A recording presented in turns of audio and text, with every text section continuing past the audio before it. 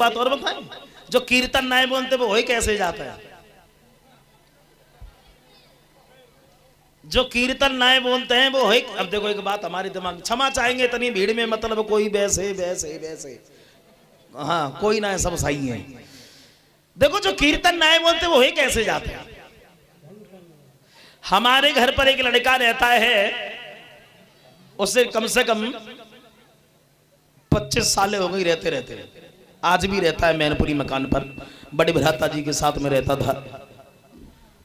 और यह मोहम्मदाबाद के पास जो मलोखर गांव पड़ता है वहां का रहने वाला है। अब वो बेचारा इतना हकलाता है, इतना हकलाता है कि कंप्रेशन कटेगो तो कटेगो ना, एक ही बात अब घंटों नहीं वो चेहरा था। हाँ तो नई साल का दिन था, नई साल का दिन था, तो हमारे मंजेश भैया गांव रुके हुए थे ततरई। खैर मैं डिस्ट्रिक्ट एटा का रहने वाला हूं और धुमरी के पास में मेरा गांव पड़ता है ततरई, और वैसे रहते तो हम सब लोग मैनपुरी हैं। तो मंजेश भैया गांव रुके हुए थे और स्वामी जी हमारे मैनपुरी रुके हुए थे। अब उन्हें नई साल का दिन था तो 3 बजे उन्हें फोन लगाओ, 3 बजे सवेरे ही जग गए। बोले सबसे पहले मुबारकबाद हम ही कहेंगे। सो 3 बजे उन्हें फोन लगा। मुसीबत एक बात है कि मुबारक कहीं ना पाता है। उन्हें भैया से फोन लगा, बोले स्वामी जी, भ्राता जी ने कही है, बोले नई साल में वैसी होए। उन्होंने कही कैसी होए? बोले स्वामी जी नई साल वैसी होए। बोले कैसी होए मुबारक? बोले हाँ देखो तुम समझ गए, हाँ तुम समझ गए नई साल। तो हम ताश, इसलिए मैं समझा रहा हूं कि नए साल के अब ज्यादा दिन नहीं रहे, नवंबर चल रही है ना, नई साल के ज्यादा दिन नहीं रहे। और हम सही बताते हैं, अगर काउ ने कीर्तन न बोलो तो हम अब कितना भागवत कान दोबारा आए तो नई साल कई ना पे हो। तो इसीलिए कहते हैं कि कीर्तन बोल लो। अब तो एक बात और बता, हकले कई तरीका के होता है, हाँ कई तरीका के होते हैं। देखो एक बारात गई, बारात में एक बैंड गया, और जब बैंड गया तो देखो नए नए लड़का तो परेशान कर ही ले तो बैंड भाई को, हाँ बैंड भाई परेशान कर लेते हैं। अब वो बेचारा जो बैंड में गाने वाला कलाकार था वो बेचारा बहुत हकलाता था गाते गाते। सो नए लड़का पहुंच के बोला वो गाना सुना, मैडम बैठ बोलेरो। अब मुसीबत एक बात है कि बोलेरो कहीं ना पातो, हाँ वो बोलो मैडम बैठ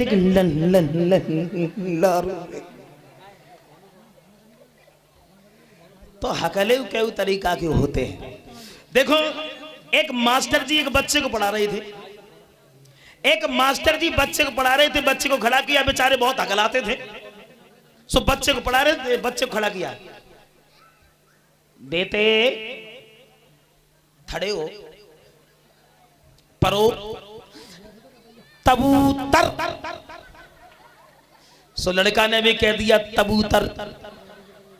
बोले थुअर तई थे, मेरी नकल उतार रहा है तू, ऐथे नहीं ऐथे पर तबूतर। सो लड़का ने भी कह दिया थरदी तबूतर। तो मैं बता रहा हूँ हकले कई तरीका के होते हैं। और हम जय सोचत रहा तो भगवान इन्हें कीर्तन न बोलो, अब तुम लोग जा सोचते हो भैया कीर्तन हम ना बोलते, तुम्हें कौन सी भावई है? तो मुझे भावई है, बताएं कौन सी भावई है? देखो एक दीवार पर यह लिख दिया गया था कि यहाँ पेशाब करना मना है। जरा ध्यान दे मेरे शब्दों पर।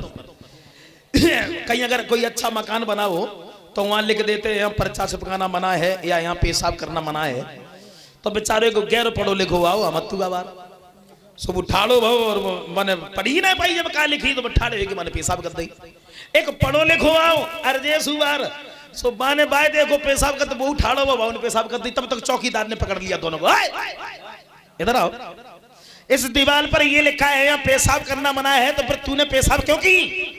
गैर पढ़ो लिखो दोनों हाथ जोड़े का महाराज एक बात कहेंगे आपसे, हम तो पढ़े लिखे ना है, हमें तो मालूम ना जब का लिखी है।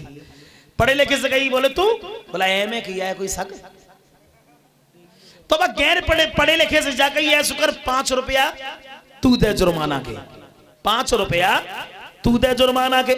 और पढ़े लिखे से जाकर के 100 रुपया तू दे। पढ़ो लिखो घान लगो कहे साहब, हमने कहा जा से ज्यादा पेशाब करी तो 100 रुपया दे जुर्माना के। तो चौकीदार बोला नहीं, तू तो पढ़ा लिखा है, वो तो बेचारा गैर पढ़ा लिखा है, तुझे बताना चाहिए था कि यहाँ ये लिखा है कि यहाँ पेशाब करना मना है, और तूने उसे बताया नहीं और तू भी खड़ा हो गया पेशाब कर दी। तो 100 रुपया बापे लाए, 5 रुपया बापे लाए। अब जैसे ही हम लोग जाएंगे कहां, हमसे पूछा जाएगा क्यों पूरे दिन और पूरी रात चिल्लाते रहे, तुमने ये नहीं बताया कि कथा में कीर्तन बोलना जरूरी होता। तुम तो कह दियो साहब हमें तो बता ही ना है, हमें बुलाया जाएगा कह के 100 रुपया दो जुर्माना के, तो हम कहां से दिए लाएंगे। तो इसीलिए ताली बजा करके बोल लेते हैं बड़े प्रेम से, राम कथा सुंदर करतारी कर कहते हैं हाथ को, करतारी तरकारी ना है। ताली बजा करके बड़े प्रेम से